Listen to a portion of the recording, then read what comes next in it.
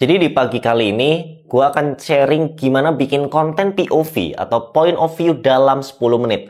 Selamat datang di sesi 10 menit. Jadi sesi 10 menit ini biasanya kita membicarakan sesuatu nih, ya, atau membahas sesuatu, terutama tentang sosmed marketing atau konten marketing. Nah, sebelum kita ngelanjut nih, caranya gimana gitu ya. Mungkin buat kamu ada yang belum ngerti ya, Mas, apa sih konten POV gitu kan? Mungkin sering lihat gitu ya, POV gitu ya, momen ketika ya, POV ketika itu apa sih Mas sebenarnya? Nah, jadi gini, gua simpelkan aja ya. Jadi konten POV itu adalah konten soal sudut pandang. Jadi sudut pandang kita menjadi siapa? Contoh misalkan ada orang POV ketika kamu jadi polisi. Nah, dia akan kasih tahu nih kalau sudut pandang sebagai polisi sehari-hari ngapain ya, entah mungkin pas kerja atau POV sebagai anak korporat ya, kerja di BUMN. Nah, berarti kan ketika kerja di BUMN itu kayak gimana sih? Nah, misalkan dia lagi meeting gitu ya, atau lagi berangkat kerja gitu kan, seperti apa ya, atau mungkin lagi dimarahin misalkan ya, atau pas mau resign gitu ya, atau pas apa misalkan ya, lagi gathering apa kan biasanya itu banyak ya, BUMN gathering. Nah, itu.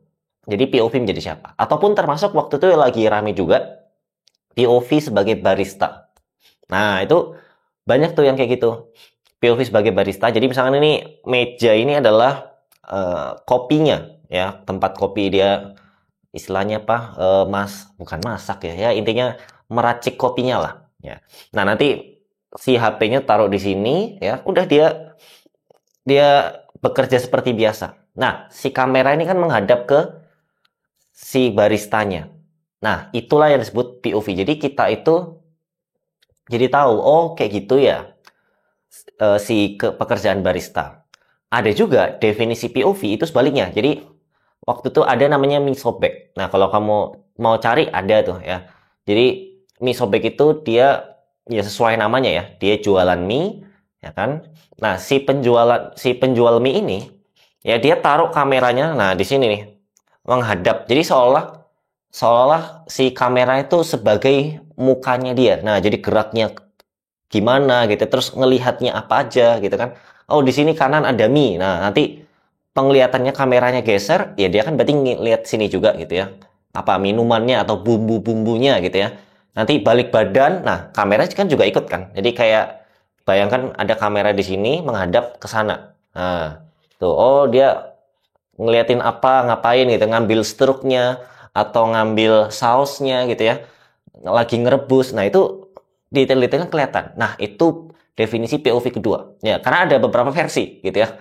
Dan kalau menurut gua sih kalau ada yang bilang, oh POV itu betulnya yang gini kan namanya point of view. Ada juga yang ya point of view nggak apa-apa lah ya. Kalau menurut gua sih ya mau kamera angle-nya melihat ke orangnya atau kameranya sebagai orangnya nggak masalah ya. Yang penting definisi apa? Point of view ya. Sudut pandang. Nah, Mas, tapi apakah cuman POV itu pekerjaan doang ya? Tadi kan sebutin ya polisi, apalagi tadi barista ya, atau chef atau apa? Enggak juga ya. Itu POV secara pekerjaan ya, atau tadi BUMN gitu ya. Nah, ada lagi tuh kalau ini versi kedua gitu ya. Bukan versi, ya lebih tepatnya variasi ya. Jadi pertama tadi berdasarkan pekerjaan ya atau status. Atau tadi contoh status itu berarti POV sebagai orang kaya, POV sebagai apa misalnya tukang, POV sebagai arsitek, ya gitulah ya. Atau POV ketika. Nah, apa misalkan POV ketika lagi sholat di masjid gitu ya, diganggu bocil. Nah, ada lagi tuh kalau lu cek itu ada namanya APOS ya, leader APOS. Nah, itu dia bagus tuh. Jadi dia POV ya, seolah kita ini sebagai orang yang bisa bangun rumah gitu ya. Atau ya lagi bangun-bangun terus quote unquote dipalak gitu ya. Ah, ini kok uang keamanannya gimana nih, Bos ya? Uang ya salah. Nah, uang ketertiban atau uang apa gitu ya yang tahu lah ya maksudnya. Nah, ada kayak gitu tuh. Jadi itu bisa menjadi variasi juga ya. POV ketika apa? Lu puasa ya, tapi kerjaan banyak gitu, aduh kayak aus gitu kan. Nah itu bisa momentum ya, momentum atau berdasarkan waktu ya. Apalagi kira-kira POV yang kayak gitu, POV ya ketika lu lagi down ya, tapi kerjaannya malah numpuk misalkan. Nah itu kan wah sedih gimana gitu kan. Nah mewakili sesuatu ya dengan sebuah momentum. Jadi ada dua ya. Tadi sebagai ya pekerjaan status ya atau momentum. Nah, kalau tadi kan puasa misalnya POV ketika puasa tapi banyak kerjaan. Ya bisa siapa aja kan? Mau mahasiswa kek, mau apa guru kek, mau siapa kek gitu ya. Tapi kan bukan masalah pekerjaannya, tapi berdasarkan momentum. Ya, kapan ya, momen ketika apa. Nah, ada juga yang tulisannya selain POV itu ada namanya MK. MK itu jadi kalau lu ngelihat tuh ada MK itu jangan bingung ya. MK itu momen ketika ya. MK apa misalnya MK puasa tapi diajak mokel sama temen gitu ya, diajak batal gitu ya. Nah, berarti momen ketika ya MK. Ya, jadi itu lebih ke beda bahasa aja, tapi kurang lebih sama MK sama POV. Jadi ya kayak gitu ya, ada dua dari yang gua lihat gitu ya, jenis dari POV. Sekarang udah kebayang ya. Oh, berarti POV itu kayak gitu ya. Nah, sekarang kalau kita diskusi soal kenapanya. Kenapa kok harus konten POV? Kenapa nggak yang lain gitu ya? Nah, karena kalau kita lihat gitu ya, sekarang majority ya atau banyak konten ya itu wah gitu ya. Banyak banget konten POV terutama di TikTok gitu ya. Dan juga kalau kita lihat itu di Instagram juga ada karena biasanya hasil mirroring ya. Dia konten POV, wah itu bertebaran. Mulai dari konten kreator ada ya tadi Apos ya, terus ada Dava Arik juga, terus ada ya kreator lain banyak lah gitu ya bikin konten POV. Terus brand tadi ada gitu ya, Tempura Club, ada Misobek ya, ada barista itu dia sebenarnya coffee shop tapi dia bikin POV sebagai barista. Nah nanti gue tunjukin datanya di sini nih. Nah data apa? Data di mana ternyata ya orang itu lebih suka sesuatu yang apa ya personal gitu ya, dan orang jadi lebih tahu gitu ya kayak oh seperti ini, oh ternyata kerjanya kayak gini, oh iya relate gitu. Nah jadi konten POV ya kalau ngomongin kenapa ya kalau dibikin simple gitu ya karena tren lagi trending nih gitu ya, lagi tapi trennya itu bukan gini, jangan dibayangkan trennya tren jangka pendek ya kayak seminggu 2 minggu enggak ya, tapi trennya ini setahunan ya, dan itu dilampirkan di TikTok Trend Report 2025. Jadi TikTok sendiri yang bilang ya bahwa kalau TikTok itu istilahnya the power of perspective. Wah, bahasanya kayak gimana gitu ya. Tapi intinya mah konten POV lagi naik. Nah, simpelnya gitu. Tapi ya kemasnya sih power of perspective ya. Tapi ya masuk akal juga gitu ya. Kekuatan sebuah perspektif gitu ya. Dimana konten perspektif itu memang lagi naik-naiknya. Ya. Nah, ini kalau contoh brand tadi udah gua kasih tahu ya. Kalau lo pengen cari gitu ya. Misobek. O-nya 2. Misobek. Lalu ada Tempura Club ya. Nah, itu beberapa contoh gitu ya, konten yang pakai apa brand yang kontennya itu pakai POV. Nah, cara bikinnya gimana gitu ya? Sebenarnya kalau lu lihat bikinnya simple gitu ya. Bahkan mentah pun bisa juga ya. Lu langsung berakting gitu ya. Udah, jadi HP nih gitu ya, langsung berakting, gitu ya. Udah tinggal dikasih POV ketika apa atau POV sebagai apa. Nah, itu kalau kameranya depan kamu gitu ya, berarti kan, nah gini nih. Nah, ini arah kameranya. Kalau kamera begini, oh lebih gampang lagi. Ya. Bahkan Misobik itu raw loh. Ya, jadi kayak langsung apa ngambil ini, nggak yang gimana-gimana, langsung aja. Ngambil gitu ya. Atau lagi masak gitu ya, si Misobik masak, beres-beres gitu ya. Paling edit apa? Subtitle.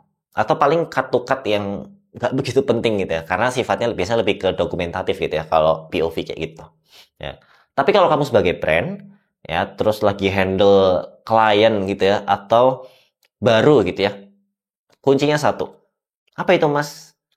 Audiens ya, memahami audiens. Karena kuncinya kalau POV ya itu supaya relate gitu ya, oh ini gue banget nih, atau oh gini ya ternyata.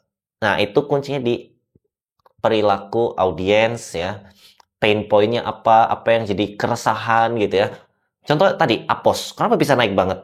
Karena orang kan lagi resah ya sama ormas-ormas yang, wah, ya malak lah. Atau mungkin kalau bahasa halusnya minta uang ketertiban gitu ya, keamanan. Nah gitu kan kayak, aduh, tapi dengan dia bikin konten POV kayak gitu, wah relate nih gitu ya. Bahkan ya dia kasih bumbu-bumbu tuh ya. Ada si orang belakangnya juga gitu ya, si yang gondrong-gondrong gitu ya. Nah itu, jadi kurang lebih sebenarnya cara gampang gitu ya.